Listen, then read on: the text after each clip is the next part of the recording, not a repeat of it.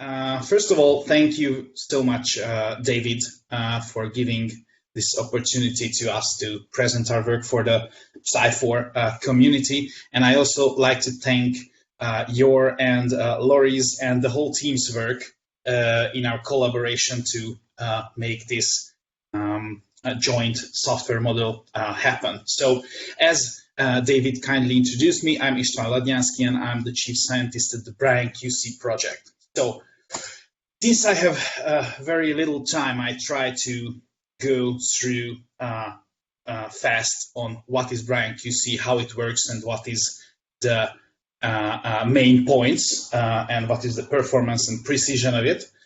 So if you have any questions, feel free to put it in the chat or write us an email or visit our website. So BrianQC is a GPU quantum chemistry library, which means that we don't really think that the quantum chemistry community would, how can I say, gain much from another standalone program, because there are a lot of very good standalone programs which has their most strengths and some weaknesses. And because of this, we thought that the community would gain the most if we target those parts which is used by most of the calculations, and those parts which are hard to implement on GPU, and those parts which are the most time-consuming steps. So because of this, BrianQC is a GPU-based quantum chemistry library, which currently, thanks to the work of the Psi4 and the BrianQC team, is now a backend for Psi4, which means that through BrianQC's API, some code paths, like for example, Hartree-Fock, some DFT calculations, some parts of the CPHF calculations, geometry optimization, or in Hartree-Fock and DFT calculations. Some parts, some terms are calculated by BrianQC on GPU, which can speed up your calculation. And also BrianQC is not just a backend for Psi4. This is a software development kit. So if you download BrianQC, you not just get a backend for Psi4, you get a software development kit with an API, with example source code, which you can compile for yourself, modify for yourself. These are MIT licensed example codes, so you can do almost whatever you want to do with them. And these are not just toy codes. We call them examples, but these are not toy codes because the Hartree-Fock code can handle calculations up to 40,000 basis functions. So it's not 14,000, 40,000 basis functions. You ran an HIV enzyme fragment with it in CC-PVTZ,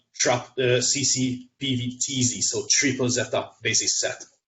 So this is the software development kit you also get with BrianQC. Let's see some features. I already mentioned a lot. So it's a high angular momentum integrator up to G functions. So you can calculate up to quadruple zeta sized basis sets, which is something new on the GPU. Also, we had DFT functionals and grid generation and integration on grids, approximately 300 functionals. Almost all functionals from libxc are currently supported. Hartree-Fock first derivatives up to F orbitals. Some terms for vibrational analysis. I don't really have the time to go into the details, but as soon as you download the module, you will find not just the API, but the API documentation where you exactly get which terms BrianQC can calculate and how you should set up the module to get those terms. Also, we have a diagonalization subroutine, which is between CPU and GPU based on a lot of circumstances, so you get the fastest solution, and it's not just a wrapper for CUDA diagonalization model, of course.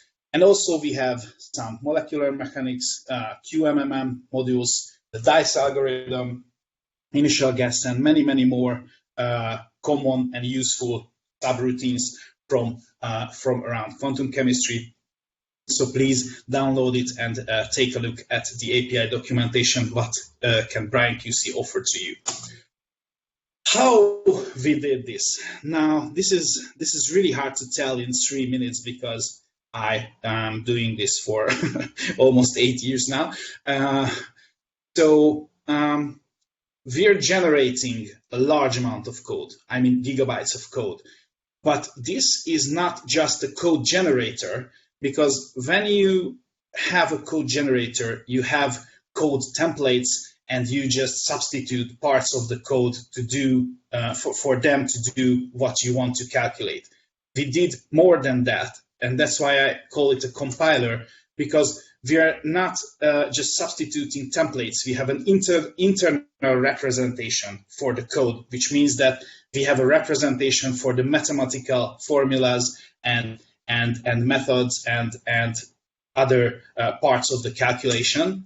We also have a computer algebra system, which is something which can handle expressions and simplify them and look for common sub-expressions and look for memory patterns and optimize them and twist and turn them. So this is something which I can talk a lot about, but I cannot. If you want to think of a computer algebra system, the well-known Maple or some other symbolic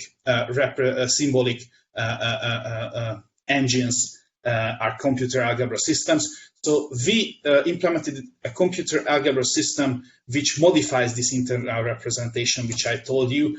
And because of this, we have a large amount of transformation steps we can do on a code path which is responsible for calculate a given integral, for example. And these are roots, which we call them.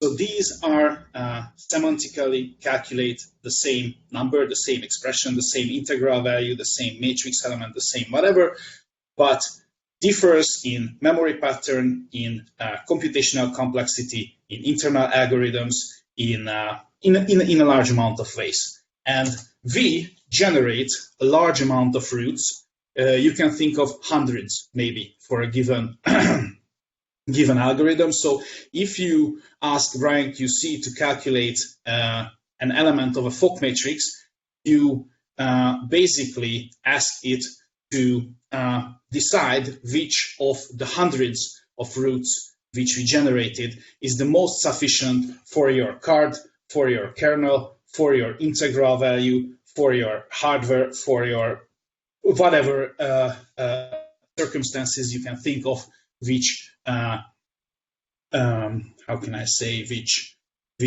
have an effect, which has an effect on what is the most effective way to calculate a given matrix element. And we generate a large amount of roots and we measure them. We measure them in a lot of dimensions, and then we learn from the data, which means that we are not just fitting a model to decide what is the most effective route for a given card, a given integral, a given whatever. But this is not just a fitted model, but a machine learning model. We have much more than a simple linear regression, but I also cannot go really into the details how we learn what route to get for a given configuration and a given integral. But we have an article about this topic which was published in 2019 in JCTC, so the details can be found there.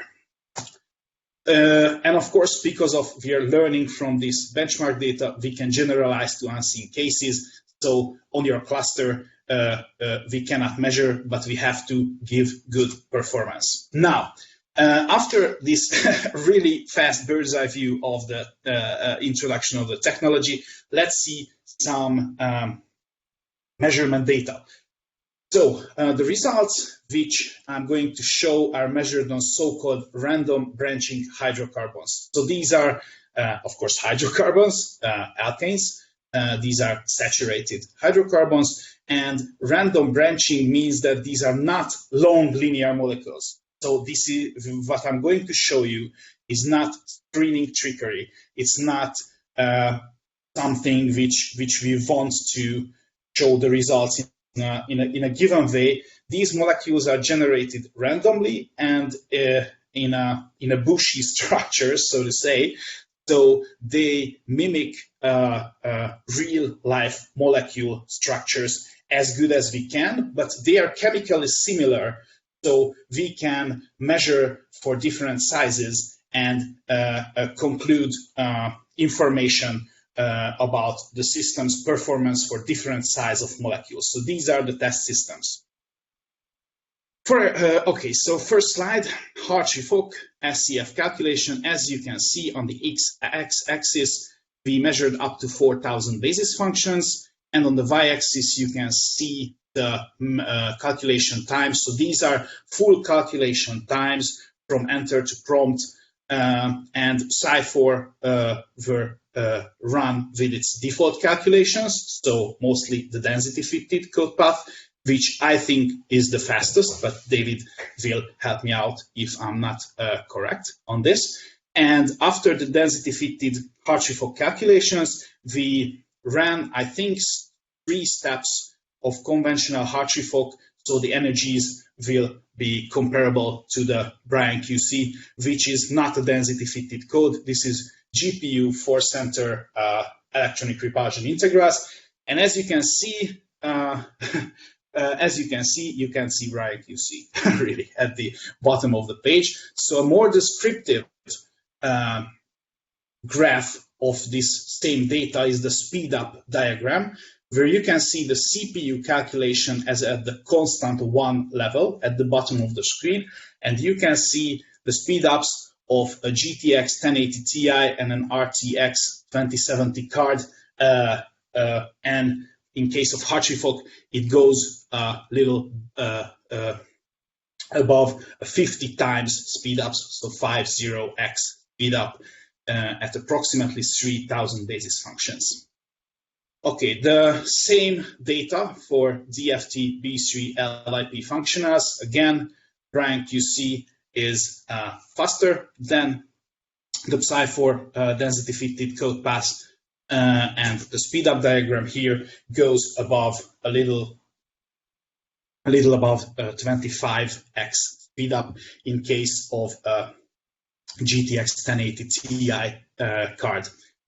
Up to this point, I compared 8 cores of CPU to 1 GPU, but BrianQC can utilize more than 1 GPU in your computer node. So this last slide of us is the scaling on multiple GPUs. These are not these branching hydrocarbon molecules. These are transition state metal complexes, which we downloaded from supplementary materials from articles. I think they can found the input, the geometry can found on our website. And also this particular measurement data, I think, is now present on our website. So these are def2 triple zeta and def2 quadruple zeta basis sets, Minnesota functional, so DFT calculations. And as you can see, on transition state metal complexes, for 2 devices, almost 2 times, or in the case of the palladium complex, 2 times of speed up, and for 4 GPUs, 3.3 and 3.7 times speed up. So I think it's fair to say that BrianQC utilizes more than 1 GPU in 1 node in an almost linear way. I think this is all which I wanted to show you guys today. And if you are interested in the Psi4 module, the software development kit, then write us an email to info@brianqc.com. And for more measurement data, please visit our website. And if you have any questions and we have any time left, happy to answer. Thank you. Awesome. Thank you very much. We have at least one question from Holger. He's asking what GPUs are supported or recommended, only NVIDIA? Yes, currently, okay, I put back the presentation view. Yes, so currently only NVIDIA GPUs are supported. And from NVIDIA, GPUs, we support not just these gaming cards, which I showed on these slides, but the Tesla series, so the P100, the V100.